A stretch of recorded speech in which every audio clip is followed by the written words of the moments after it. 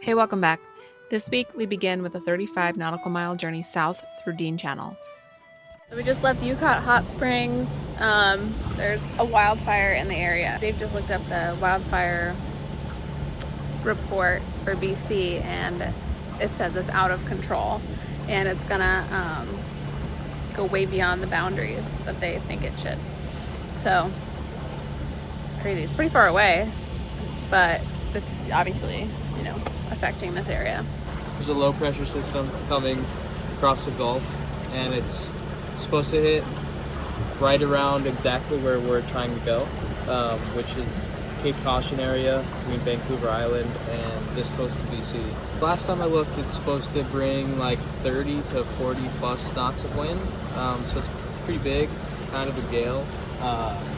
Luckily around that area there's tons of really good anchorages that are super protected and have previous users said they rode out gales and stuff like that. So we should be good on that front, but I just want to position ourselves to cross Cape Caution before that gets in.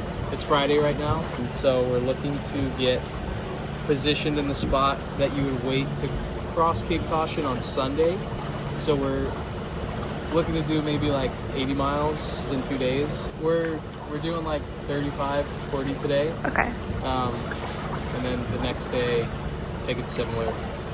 But we're trying to cross Cape, at least get around Cape Caution. We don't necessarily have to get to Vancouver Island on Monday, but I want to get through Cape Caution so we don't have to worry about that. And then find a good anchorage when the low will come. So we have a bit of time before it gets here, so we're not rushing a lot, but it is something to worry about in the near future. Our autopilot doesn't work either anymore. Yeah, so Thank God it didn't break on the crossing. it feels like the autopilot was like an old person and it was like, I'll give you one last go, and it did it on the crossing. We've had issues before with a lot of our spares we keep next to the autopilot magnetic compass, and one of those items was like a mesa reader, and that's like magnetic, so that was distorting the autopilot compass head. But now there's nothing next to the compass head. All the connections look okay on the like the command center, the control unit. I don't know, it's like this big box with a bunch of wires in it, and I just can't figure it out. The compass just is going like this. So it's not working, unfortunately. We spent the night with 2 other vessels at Codville Lagoon Marine Provincial Park. We approached Fury Cove at the edge of Fitzhugh Sound and set the anchor in the calm-protected waters of the inner cove. After weeks in the shelter of the inside passage, it felt good to be close to the Pacific again. I've deeply missed the ocean. The beach was made up of crushed white shells and iridescent abalone, backed by dense forest. In the afternoon sun, the water along the shore turned a pale blue. We took the dinghy ashore where Porter swam in the tide pools and explored on his own while we watched the sun set behind the mountains. It was one of the nicest sunsets we've seen all summer.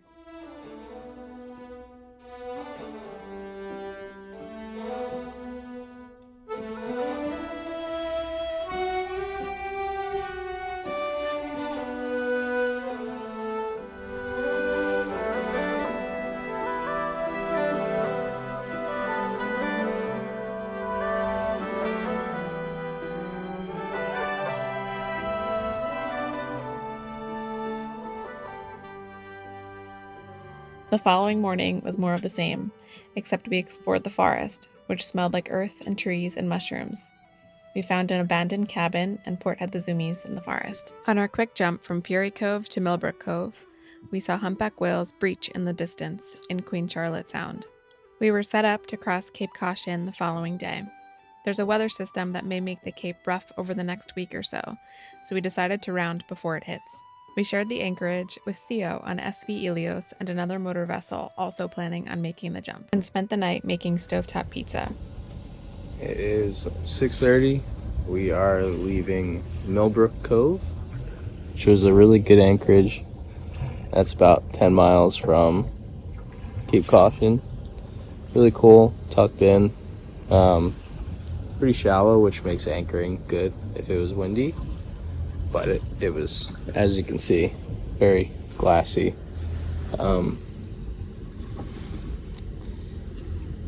Let's see, it's shallow. Forecast says it's supposed to be maybe light wind behind us, like about 10 knots maybe, and very small swell. We set it up so it'd be a really short trip, so it's like 10 miles to Cape Caution and then 10 miles to our next anchorage on the other side of Cape Caution. This was a good weather window, I'd say, because I know it could get really bad out here. That in the distance is Cape Caution, so we're pretty close surrounding it. And then we're gonna anchor in a cove around the other side. It's a good weather window though. And we have sailing Helios somewhere back there. Pretty hard to see. We're already seeing a ton of otters, which is cool. Kind of miss them. I haven't seen them in a while. And Vancouver Island in the distance. Our first real look at it. That is Cape Caution Light, I believe. You got an otter or a deadhead right there? I think it's a deadhead. It's crazy. Hard to see. We got powerboat and Helios behind us. I think change of plans. Instead of going to Miles Inlet, which is over there, we are going to head to Staples Cut, which is unfortunately in the fog.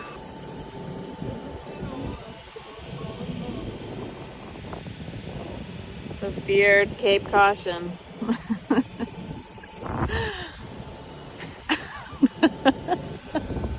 Is this considered Johnstone Strait? Or is that? Wow, this is really cool.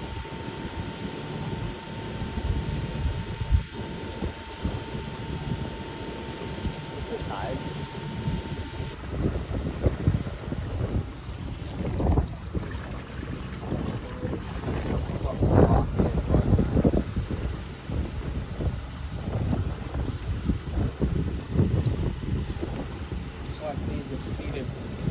Coming in. Yeah, there is. The trees are interesting. They are.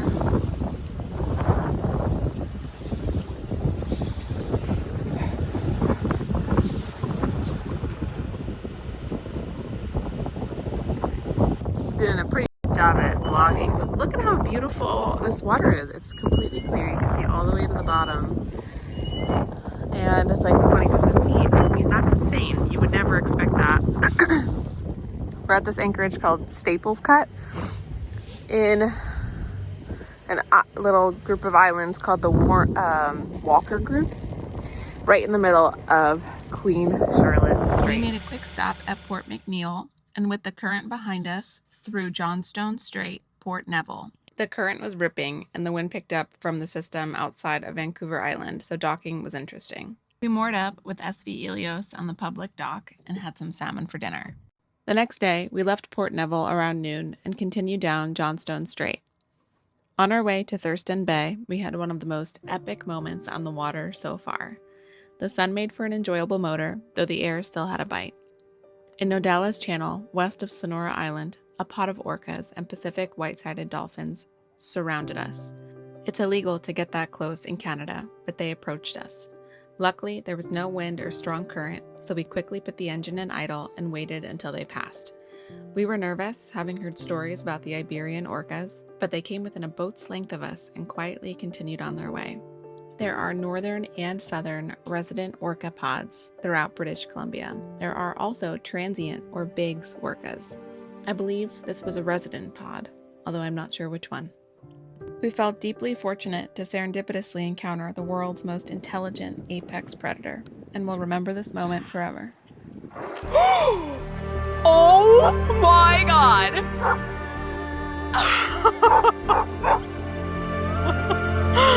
Oh my god, this is insane! They're literally all around us. I'm freaking out.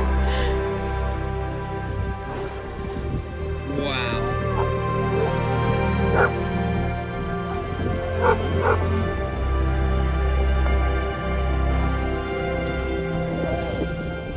Oh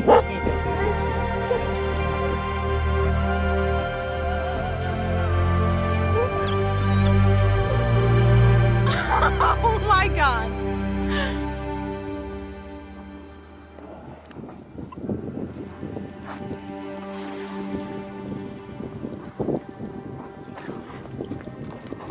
It's like you could see it right there.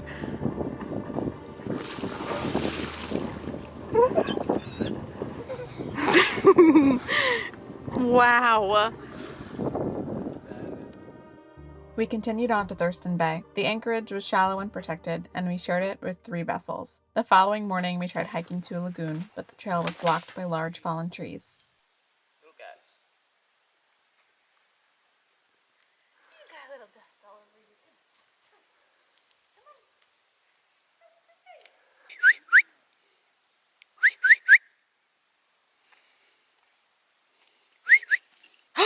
Go get it, Porter. Go get it.